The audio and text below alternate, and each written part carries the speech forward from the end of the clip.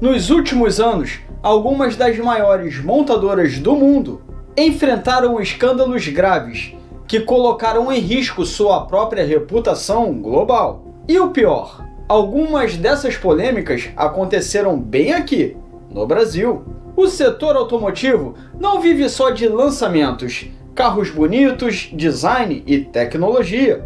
Por trás de cada carro que cruza as ruas, existe uma rede complexa de produção, testes, marketing e, às vezes, decisões nada éticas. Hoje você vai conhecer ou relembrar as 5 maiores polêmicas que escancararam problemas profundos em montadoras conhecidas no mundo inteiro, com denúncias que vão desde fraudes técnicas a violações graves dos direitos humanos. Se você gosta de carro, mas também quer entender tudo o que rola nos bastidores desse universo automotivo, fica comigo até o final, que eu te garanto que você não vai se arrepender. Fala pessoal, eu sou o Renato. Seja muito bem-vindo ao canal Meu Carro Irado. Te convido a se inscrever no canal, ativar o sininho das notificações e deixar o seu like, cara, para ajudar e fortalecer o nosso trabalho. Ativa o sininho das notificações para ser avisado dos próximos vídeos. E não deixe de deixar o seu comentário, pois eu sempre respondo todo mundo. Então fica comigo até o final para entender esse assunto que tá cabeludo e pode te chocar. E vambora pro vídeo! Vamos começar falando da polêmica mais recente, o escândalo trabalhista da BYD. Se você andou perdido em uma ilha deserta e não ouviu falar desse assunto, eu vou relembrar para você. Em 2024, uma investigação do Ministério Público do Trabalho revelou 220 trabalhadores chineses trazidos para a construção da fábrica da BYD em Camaçari, na Bahia. A investigação mostrou que eles estavam em condições análogas à escravidão, com seus passaportes retidos, jornadas exaustivas, sem pagamentos de hora extras, alojamentos superlotados e até mesmo vigilância armada nos dormitórios, para os caras não fugirem. Vocês acreditam nisso? 163 desses trabalhadores foram resgatados. A obra foi parcialmente paralisada e a BYD foi formalmente acusada de tráfico internacional humano, trabalho escravo e fraude fiscal trabalhista. A ação civil pública ainda está correndo e pede mais de 257 milhões em indenizações. Em posicionamento oficial, a marca se defende dizendo que rompeu o contrato com a empreiteira responsável e negou conivência. Afirma ainda com todas as letras que simplesmente não sabia o que acontecia no canteiro de obras. É sério isso? Só isso já mostra o tamanho do descaso da BYD com a sua própria construção.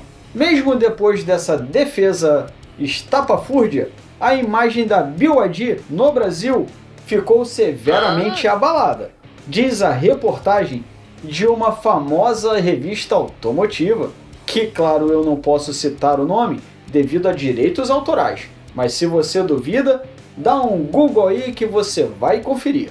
Na minha opinião, a maioria do povo não ligou muito para isso não, cara, porque os carros vendem como nunca e brasileiro tem memória curtíssima.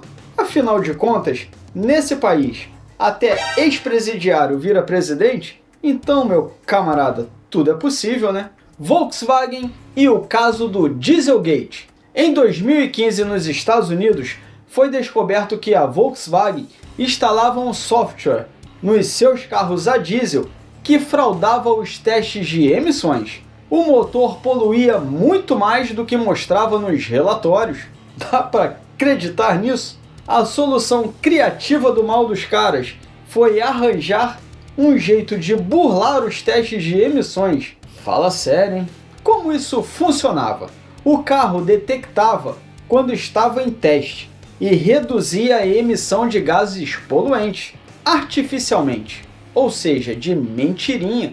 No uso real, as emissões eram até 40 vezes maiores do que o permitido e mostrado nos registros. E o impacto disso foi global. Mais de 11 milhões de veículos foram afetados. E como se não bastasse, o esquema ainda envolveu outras marcas, como a Audi, a Porsche, a Seat e a Skoda. Multas e indenizações somaram mais de 31 bilhões de euros. O CEO da Volkswagen na época, Martin Winterkorn, mais ou menos isso, o nome dele está escrito aqui, renunciou e foi acusado de acobertar a fraude. O Dieselgate foi a maior crise da história da Volkswagen e gerou uma desconfiança global sobre o caráter da empresa. Você lembrava disso? Comenta aí. Toyota e o escândalo da Daihatsu. Em 2023, a Daihatsu, subsidiária da Toyota, admitiu que fraudou testes de colisão e emissões em 64 modelos de carros. 44 deles ainda em produção, airbags com temporizadores adulterados e relatórios falsificados. Manipulações que, segundo as investigações, corriam desde 1989. Modelos como o Toyota Yaris Cross e o Raze tiveram a produção suspensa. E assim como a Volkswagen, outras marcas também foram envolvidas. Neste caso aqui, tais como a Mazda, Subaru e a Perodua.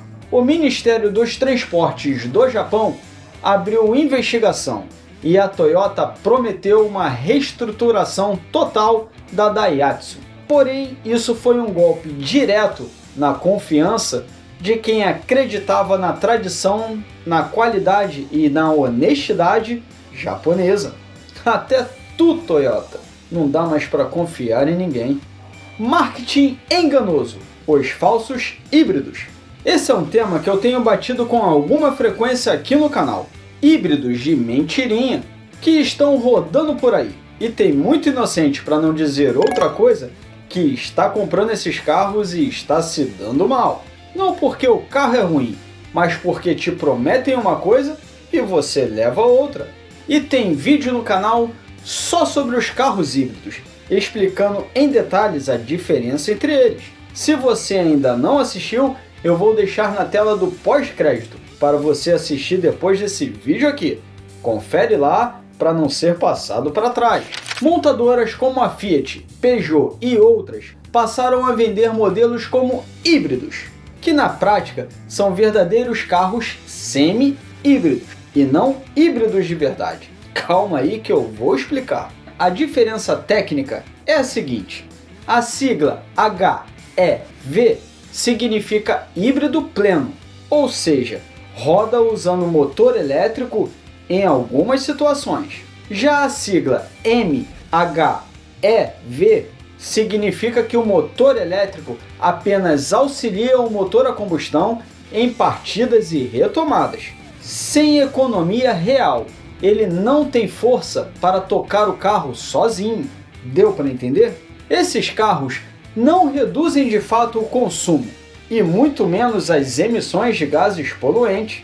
E eu posso te citar como exemplos reais carros que utilizam esse sistema de híbridos fake, o Fiat Fastback e o Peugeot 2008, que levam a nomenclatura hybrid, mas que não são híbridos coisa nenhuma.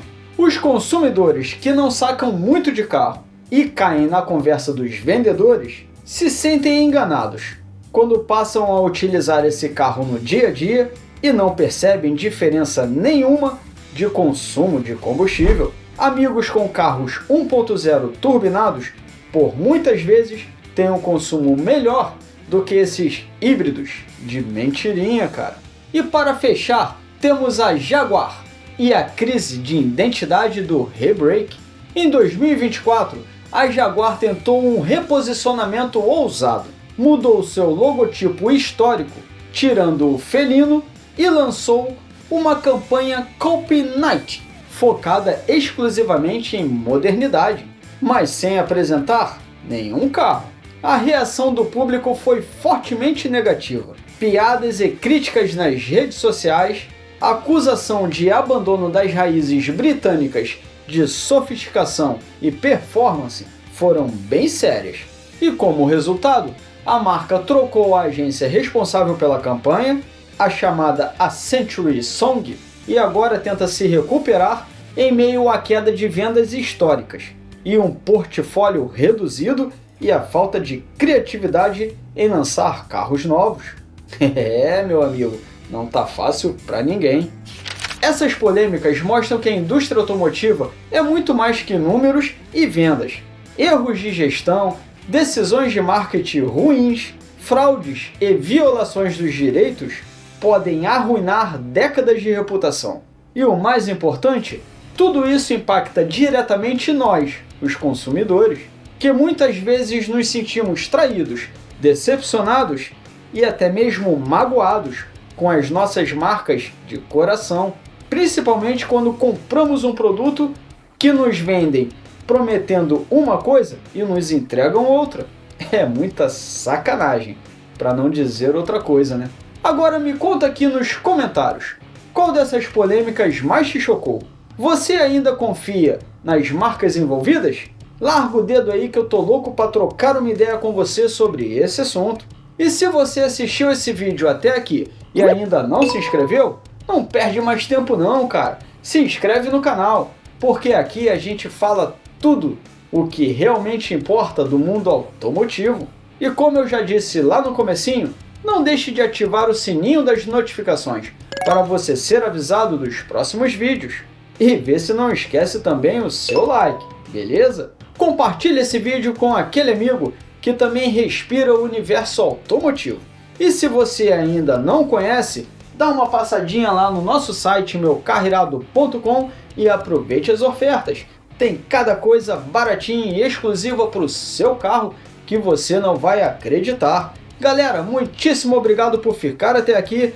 Clica no próximo vídeo na telinha do pós-crédito para continuar comigo.